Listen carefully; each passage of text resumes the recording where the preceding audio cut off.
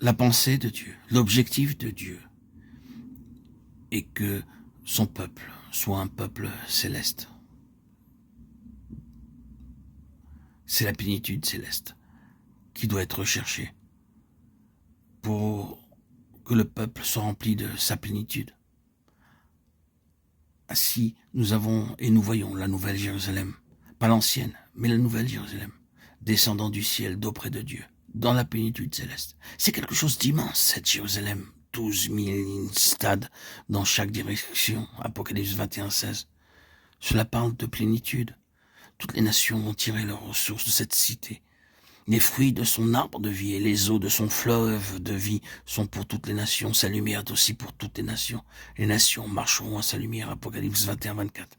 C'est la plénitude céleste, le but pour lequel le Seigneur a sans cesse travaillé.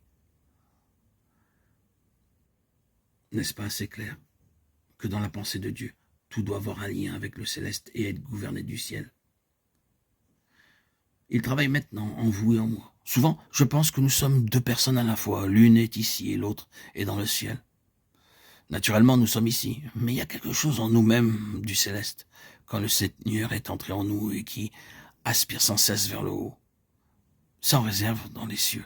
C'est peut-être ce que le Seigneur voulait dire quand, se référant à lui-même, il déclarait le Fils de l'homme, qui est dans le ciel. Jean 3:13. Alors même qu'il était physiquement sur cette terre. Il y a un aspect de nous-mêmes qui va croissant dans le ciel. Ne pensez pas au ciel comme à une certaine planète éloignée. Nous croissons dans le domaine de cette pensée céleste. Quelque chose en nous va vers le haut. Je crois que l'Église est comme cela. L'Église véritable n'est pas une chose visible.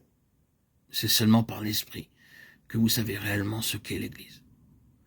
Vous ne pouvez pas dire que tous ceux qui sont dans un certain lieu de culte sont l'Église. Vous ne pouvez pas dire que les personnes qui professent certaines doctrines et vérités chrétiennes sont l'Église. Elles peuvent l'être, mais elles peuvent aussi ne pas l'être. Mais si vous rencontrez dans l'esprit, c'est quelque chose d'intangible, vous avez l'Église. L'Église est ainsi, c'est son caractère céleste. Elle aspire vers le haut. Et elle doit du ciel descendre ici-bas, en plénitude. C'est ainsi qu'elle se bâtit aujourd'hui. C'est la volonté de Dieu qu'il en soit ainsi.